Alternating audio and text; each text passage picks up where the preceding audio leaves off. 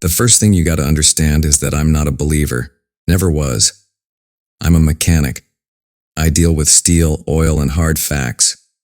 But 2 years ago, I saw something that ripped the logic right out of my damn skull. And it started with a job posting that looked too good to be true. I'm talking a 6-figure salary, healthcare, the whole shebang, for a gig that basically asked me to just sit there. Just look around. They called it Remote Structural Integrity Monitoring.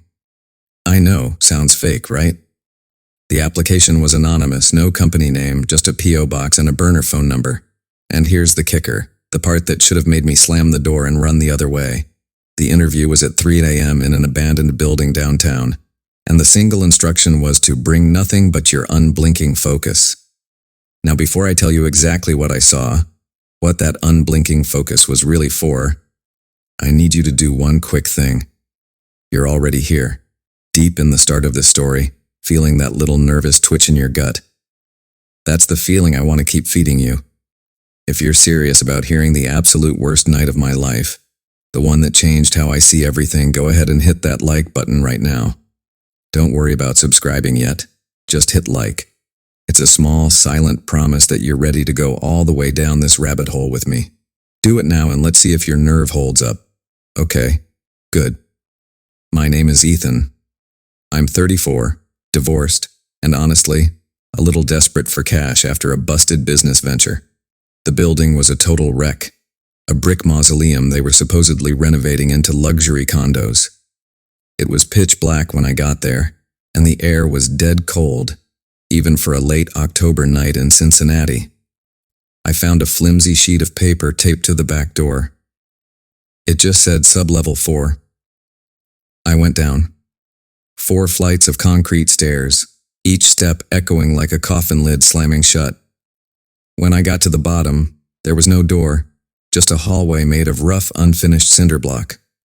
The only light came from a single bare bulb hanging from a frayed wire, swinging just enough to make the shadows dance and play tricks on my eyes. The bulb was making a low, thin electronic hum, like an old radio that couldn't quite find the station. I followed the hall until it opened up into a massive, cavernous space. This wasn't a basement. This was a vault. The air pressure felt heavy, like swimming underwater. Right in the center, under a weak beam of light, stood one guy, the interviewer. He was a skinny dude, wearing a perfectly tailored black suit that looked completely out of place down there. He didn't shake my hand, didn't even say hello. He just looked at me with these flat, cold eyes and said, "You're late. Time is a construct here." I checked my watch. I was exactly on time. I didn't say anything, which I guess was the right move. He pointed to a rickety wooden chair bolted to the floor, facing a wall. Not a regular wall, but a solid, seamless slab of dark gray metal. It looked less like a wall and more like the side of a massive safe. "Your job," the man in the suit said, his voice dry as dust, "is to sit in this chair for 8 hours from 11 p.m. to 7 a.m. and watch this wall." "Watch the wall?" I asked. I couldn't help it. "That's it? I don't check gauges, no paperwork?" He gave me a tiny, chilling smile. "Just the wall, Mr. Miller. If anything happens to the wall, you will know." He produced a small silver key from his vest pocket. "This is your access key. When your shift is over, you will come up, leave the key on the table outside, and you will forget everything until your next shift. You will not tell anyone what you see. You will not bring a phone, a book, or a friend. The purpose is absolute singular focus. We are testing something very, very old. We need one simple human constant, a witness." He handed me the key. It was icy cold. I looked at the metallic wall, then back at him. I noticed something that made my stomach clench. On the metal surface, right at my eye level, there was a single, small, circular indentation. A perfect, tiny circle that looked almost like a lens or a peephole, except it was closed. "So," I mumbled, trying to sound professional, "what exactly am I watching for?" The man's cold eyes finally broke away from mine and fixed on the metallic wall. He didn't answer right away. He just took a slow, deep breath of the stale, heavy air. "You're not watching for anything, Ethan," he whispered, his voice suddenly thick, like he was fighting to keep it steady. You are watching it, and it's watching you back. Then he turned and walked away, disappearing into the darkness of the cinderblock hallway, leaving me alone with the buzzing light, the heavy air, and the unblinking eye of the metal vault. I sat down on that rickety chair. It was bolted to the concrete floor right in front of the metallic vault wall, and I felt this instant, deep dread. Not because of ghosts, but because I knew I was stuck in a hell of my own making, doing something completely insane for the money. I checked my watch. 11 p.m. 8 hours of this silent movie. The air was heavy, and the only sound was that thin, electronic hum from the single bare bulb swinging 20 feet above me. It felt like I was locked in a concrete lung, with just that metallic wall and that tiny circular indentation, the unblinking eye, staring back at me. For the first hour, nothing happened. Nothing at all. My eyes started to burn from the constant focus. I tried to look away just for a second to rub the sleep out, but the man's voice echoed in my head. Bring nothing but your unblinking focus. I was worried there was a hidden camera watching me, ready to dock my pay if I blinked. So I just held my gaze steady on that dark, seamless metal. It was a mind game, pure and simple, and I was losing. My brain started to play tricks. The surface of the metal seemed to shimmer like heat coming off a summer highway. I thought I saw a faint dark ripple move across it, but when I blinked quickly, it was gone. Just fatigue, I told myself. Just my eyes being jerks. Then around 12:30 a.m., the hum changed. It didn't get louder, it got deeper. The frequency dropped just a notch, and it started to feel less like an electrical problem and more like a subtle vibration traveling through the concrete floor and up into the chair. It felt like the ground itself was breathing. I pressed my hands onto the concrete beside the chair. Yeah, it was vibrating, just barely, like a washing machine on the spin cycle 3 houses down the street. It was so faint, I started to think I was hallucinating the feeling, just like the shimmering metal.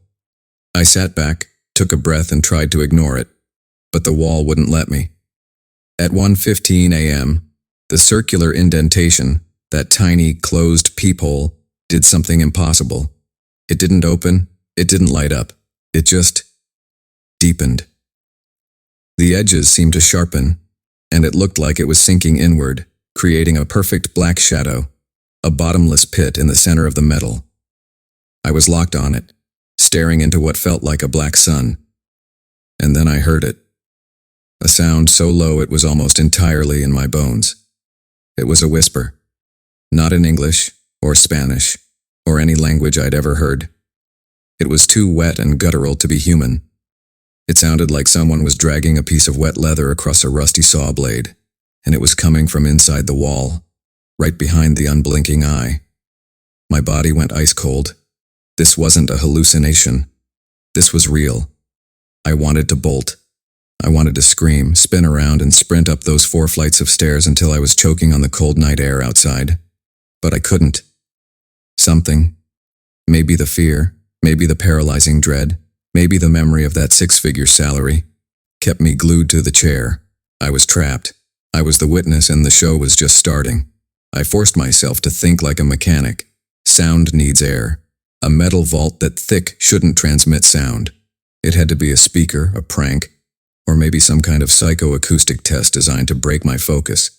But if it was a test, it was working. My heart was slamming against my ribs like a maniac trying to escape. I stared harder at the circular shadow, and that's when the worst part of the night kicked in. That circular shadow started to mimic movement. Slowly, unnaturally, it began to expand just a hairline, then contract, like a pupil dilating in the dark. It felt like I was looking into an eye that was finally adjusting to the light, and now, it was ready to see me clearly. I leaned forward, my knuckles white as I gripped the armrests of the chair, trying to figure out the trick. Was it the swinging light? Was it my own goddamn tired eyes? No. It was getting worse. Now I could see color inside that black circle. Not a bright color, but a sickly, pale chartreuse green, like something rotten and bioluminescent deep underwater. It was the color of sickness, of mold, of things that should stay buried. And within that green glow I saw the first hint of structure. It wasn't flat. It was textured. It looked like the oily, ridged skin of a reptile stretched tight over something sharp and bony. I shut my eyes. Hard. Stop it, Ethan. It's a test. It's a projector. I repeated that over and over until my ears were ringing. When I opened them again, the hum was louder, the vibration was stronger, and the unblinking eye was no longer an indentation. It was a protrusion.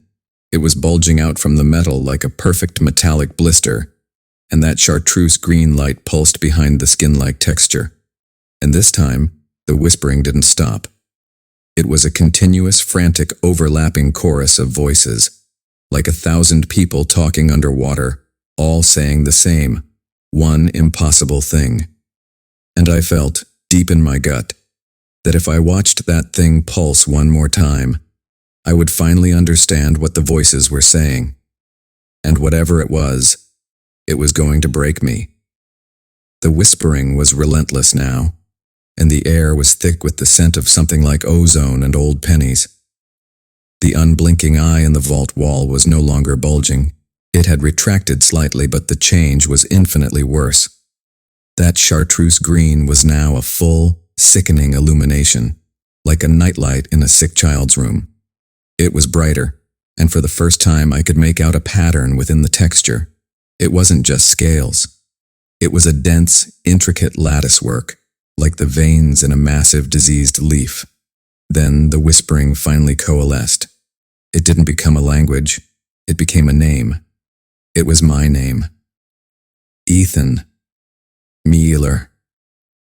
The voice wasn't coming from the wall.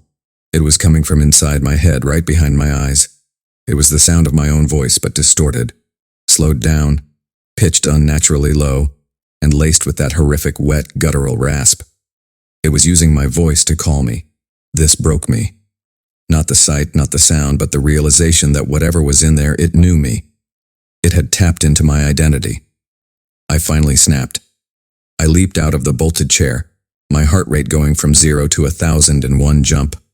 I staggered back 3 steps, tripping over the chair, which scraped loudly on the concrete. I didn't care about the 6-figure check anymore. I was ready to quit. I was ready to run.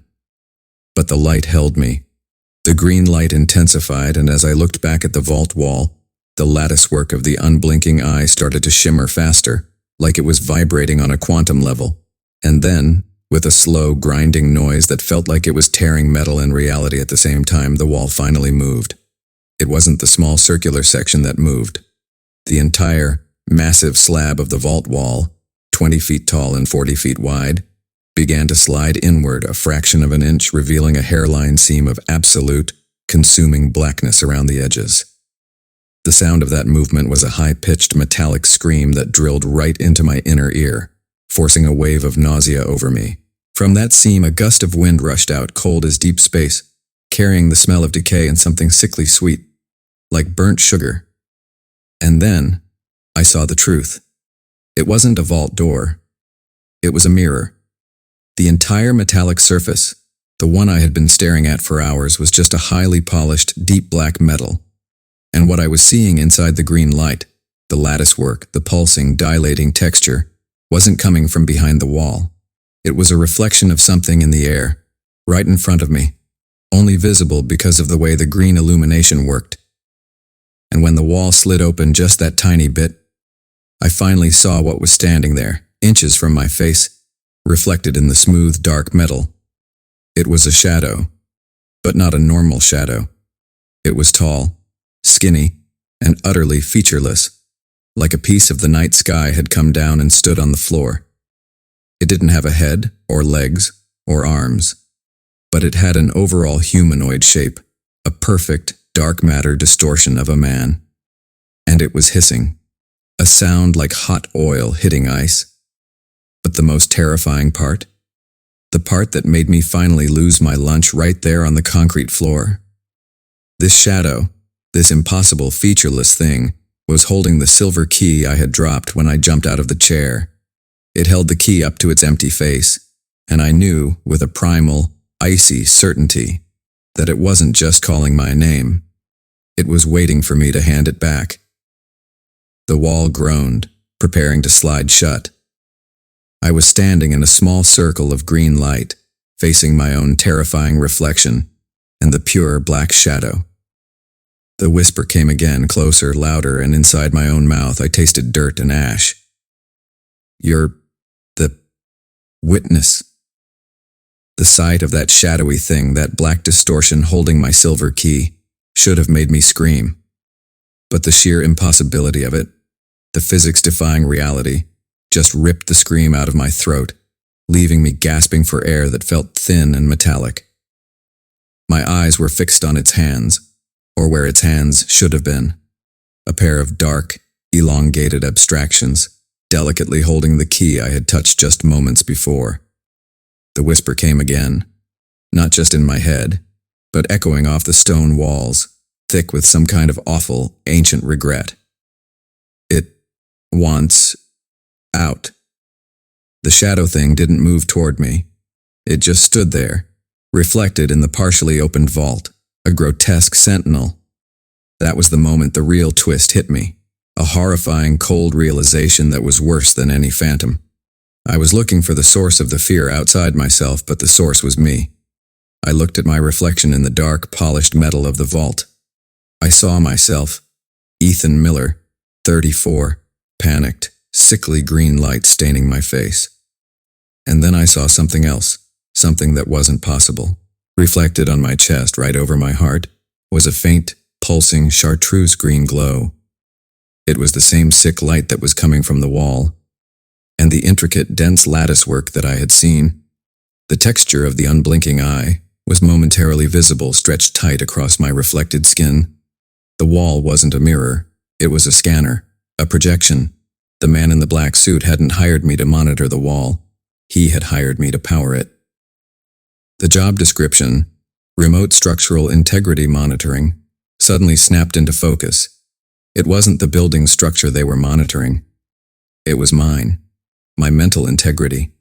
The intense focus, the lack of a phone, the isolation, it was all designed to force my mind to generate a specific energy signature, a signature of absolute high-tension focus and paralyzing fear. My fear, my anxiety, my focus, that was the battery. I was the witness, but I was also the bait. I looked back at the shadow. It was still holding the key, its head, or lack thereof, tilted slightly, as if confused by my sudden silence. I wasn't screaming, I was contemplating. This realization brought an emotional wave that crashed over the fear, betrayal. I had been played not by a ghost, but by a soulless, cold-blooded corporation trying to harness something ancient and terrifying. My body was trembling uncontrollably, not from the cold, but from the adrenaline flooding my system. I looked from the shadow to my reflection, then down at my own hand. I saw a faint, almost invisible trace of green on my palm. The whole room felt like it was humming inside my teeth. I understood what the entity was. It wasn't a ghost in the traditional sense. It was something that had been trapped, sealed away behind this massive, technological but ancient vault, and it needed a living conduit, a mind pushed past the breaking point to partially manifest. I was the conduit. As I stared, I saw a subtle change in the shadow. It started to waver, to flicker, as if the energy feeding it was unstable. My terror, the power source, was momentarily short-circuiting because I was no longer just scared. I was angry and deeply, existentially sad about what I had let happen to myself. I looked at the silver key in the shadow's grasp. It was the key to my freedom, the key to end the shift. The shadow was holding it up, taunting me with the exit. It was a trade, my sanity for my escape. But something kept me from just reaching out. Because as the shadow flickered, and the green light on my chest dimmed slightly, I saw something else inside the partially opened vault. Not just blackness. I saw a fleeting, almost imperceptible image. A woman's face, pressed against the metal from the inside, her eyes wide, screaming soundlessly. It was only visible for a split second before the massive wall slowly began to grind closed again. This wasn't just about me anymore. This was a prison, and the shadow was the jailer. And whatever was being held inside, it was begging for a witness to remember it. I didn't reach for the key. My hand wouldn't move. I just stood there, staring at the shadow thing that was waiting for its energy payment, and the fading reflection of that other face, that poor woman trapped inside the vault. She was a message, a warning that this job wasn't just dangerous. It was a death sentence wrapped up in a 6-figure contract. The massive vault door, still moving with that ear-splitting metallic scream, was almost closed now, sealing the hairline seam. The green light pulsing on my chest was getting weaker, and the electronic hum from the light bulb above was struggling, sputtering. The shadow, sensing its energy source was failing, finally shifted. It took one impossible floating step toward me. It didn't walk. It seemed to slide across the floor, and the air around it felt like it suddenly dropped 50 degrees. The whisper came one last time, an overwhelming flood of sound directly into my subconscious. It wasn't my name this time. It was a single chilling instruction. Forget. That was the mechanism. They didn't just want me to witness. They wanted me to lose the memory of what I saw, so the fear, the power, would remain locked inside the vault, ready for the next shift. They wanted to erase the truth, so I'd come back for more. I fought it. I forced my eyes to lock on the shadow, on the key, on the closing wall. I felt a tremendous mental pressure, like my brain was being twisted and squeezed. But the sight of that woman's desperate face, that 1 second of human tragedy, gave me the clarity I needed. I wouldn't let them erase her, or me. I spun around, not toward the shadow, but toward the cinder block hallway, and I ran. I didn't stop to grab the chair or the key. I didn't look back. I sprinted up the 4 flights of concrete stairs, my lungs burning, the heavy air of the vault instantly replaced by the normal, stale air of the empty building. When I burst out the back door into the cold night, I kept running. I ran until I hit the main street, until the distant city lights replaced the single sputtering bulb. I never looked back at that building. I never collected my pay. That was the easy part of the sacrifice. I know what you're thinking. It's over. I got away. I quit the job. But here's the thing that's been keeping me up every single night for the last 2 years. The key wasn't the way out. Remember the man in the suit? The one who told me the purpose was absolute singular focus? I was focused, all right. I was focused and terrified. I poured my soul into that wall for 4 hours. A month after I ran, I was watching the news, some local filler segment about cold cases. And there she was, a missing person report. A grainy photo of the woman I saw reflected in the vault wall. Her name was Sarah, and she had vanished 6 months ago. She was an intern at the company that owned the building. Her job? Remote structural integrity monitoring. I'm not the only one who ran. I'm just the only one who remembers running. See, the true twist, the thing that makes me break into a cold sweat every morning is this. The silver key the shadow held was just the exit ticket for the body. But the man in the suit told me to leave the key on the table outside. He never said I'd leave the vault. I feel it now. That electronic hum isn't coming from the bulb anymore. It's coming from my ears. I still wake up with that faint, chartreuse green light pulsing right behind my eyeballs. And sometimes, when I'm alone and the room is perfectly quiet, I hear a new sound. A sound I never heard down in the vault. It's a very faint, slow, rhythmic, scratching sound. And it's coming from inside the walls of my own house. They didn't trap the fear. They didn't trap the energy. They trapped a part of me, a part that is still down on sublevel 4, staring at the wall, forever serving as the battery for that thing. And now, it knows where I live. You still think you're safe, don't you? If you want to know what happened to Sarah, if you want me to tell you how I tried to get that part of me back, and if you want to understand the terrible final purpose of that unblinking eye, then you need to let me know. Every single one of these stories, these moments of pure mind-bending terror are out there, locked behind secrets, and MindLoop is dedicated to bringing them to the light. If this story has hooked you, If it's got your heart pounding and your brain spinning, then you know what to do next. Don't just like the video, don't just tap the notification bell. Instead, if this story felt real, go ahead and hit that follow button right now. Don't let the terror fade. Join the Mind Loop. Let me know in the comments if you want part 2, the key to the ghost, and tell me if you think I can ever truly forget.